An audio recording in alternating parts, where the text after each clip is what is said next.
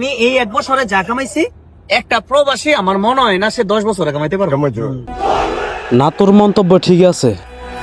তুই 1 মাসে যা কামাইতে পারবি আমরা প্রবাসীরা তা 10 বছরও কামাইতে পারবো না।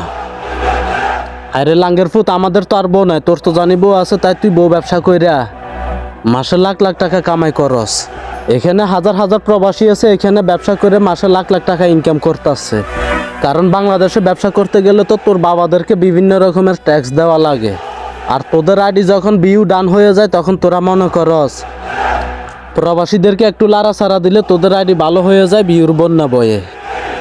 তাহলে আজকের লাইনটা তোর জন্য। প্রবাসীদেরকে নিয়ে উল্টা পাল্টা কথা বললে তো শয়তানও সার পায় না। আর তুই তো একটা মানুষ। ভুলবশত কোনোদিন চোখের সামনে এসব মন্তব্য করিস না। যদি হাতের কাছে পাই বাইরে নলিনালা ভাঙ্গালাম, কথাটা মাথায় রাখিস।